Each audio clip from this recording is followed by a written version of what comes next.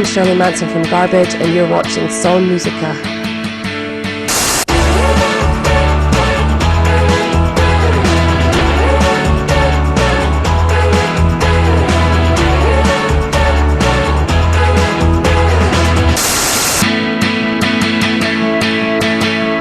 Well, it's been amazing. We've just come from the US where we had our first sold-out tour of America ever. So, I mean, it's been overwhelming, the response of our fans. And I think we've been blown away, and we're playing the best shows of our career by far. Well, it was a strange album to make because we had a lot of personal problems in our lives at the time. We were losing family members, and it was just a dark period in our life. And as a result of that, I think the album is probably the lightest record we've ever made. As a direct result of that, I think we were so beaten down at the time that we wanted to examine the light as opposed to examine the dark. And I think that's why the album sounds the way it does.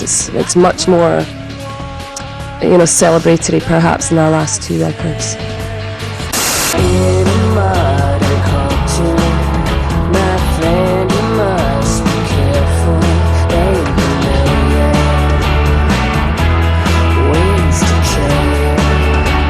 I love a song called Parade, and the album opens with one of my favourite songs, Shut Your Mouth, which is going to be our next single.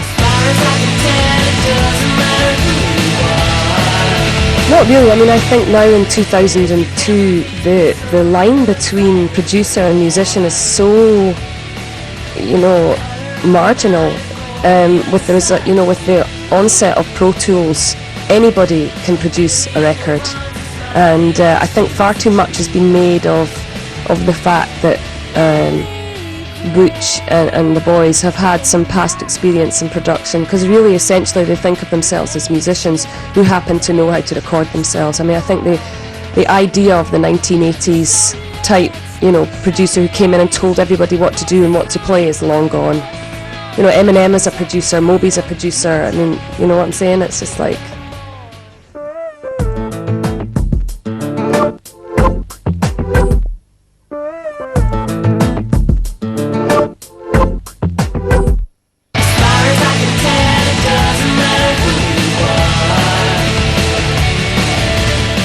Well, I think historically musicians have always been shafted. They've always been by everybody. I mean, it's just this sort of historical lot of a musician, and we never got into a band to make money, and we never got in a band to be famous. We just enjoy making music. And every now and again, I think we get a little offended by the attitude of other people who think that they have a right to own what is ours, essentially. But at the end of the day, I'm not going to lose sleep over it. If somebody wants to thief from me, there's not a lot I can do about it. So I'm just going to go with the flow and just keep making music. That's all I can do. When everything is going wrong and you can't see the point in going on, nothing in life is set in stone. There's nothing that can be turned around.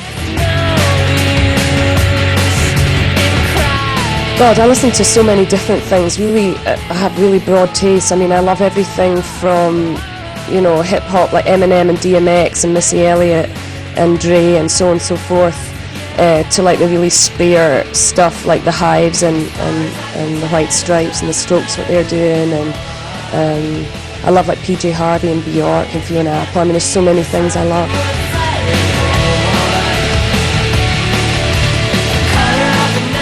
I think the records that I fall in love with are the ones that make me feel less alone. Whether that's a really happy song that makes me feel amazing, or whether it's something really dark that seems to speak about my life. I mean, I think it's all about self. It's about finding magnification of self or reflection of self. Boys in the girls' room, girls in the men's room. You free your mind and go androgyny.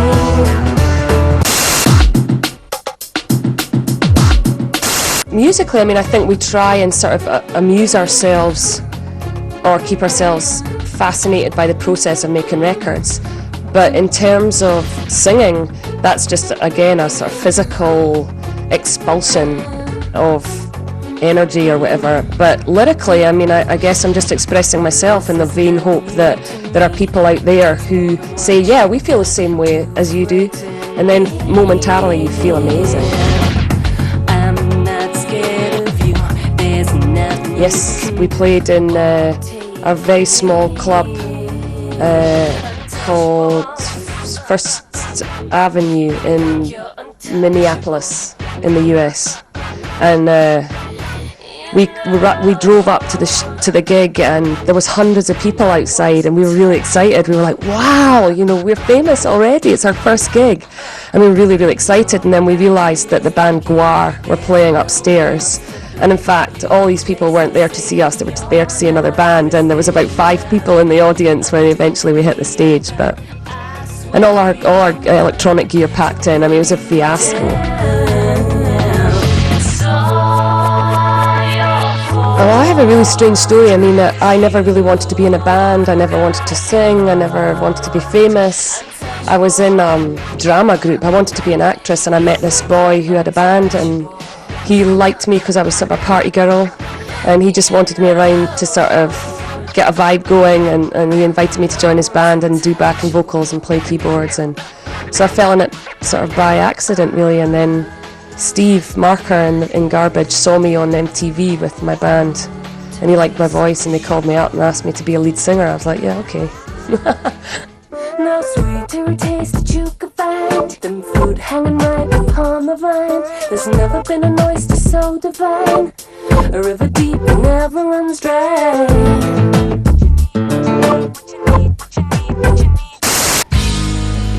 Someone told me love. But as it turns out, you're right, because the song that Seal recorded for Batman sounds exactly the same as Nickelback's soundtrack to Spider-Man.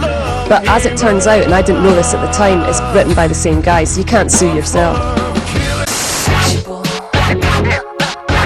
Well, I loved all the women. I mean, my mum sort of brought me up listening to lots of jazz and blues records like Billie Holiday and Nina Simone and God, I mean, there's so many, Ella Fitzgerald and Peggy Lee and like all these old singers. And then I fell in love with Susie Sue from the Banshees and Chrissie Hynde and all the girls with attitude, Patti Smith. I like all those girls were like my idols. It came from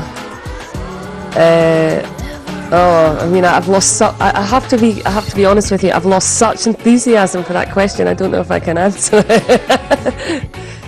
We were just trying to be funny. We thought it was a sort of, I suppose it was a defensive action at first. We thought that we would make it easy for anybody out there who thought we were shit. And so we thought it would be funny to have a name, you know, that facilitated any kind of criticism. It was sort of tongue-in-cheek and trying to say that we weren't taking ourselves too seriously, and it just sort of stuck.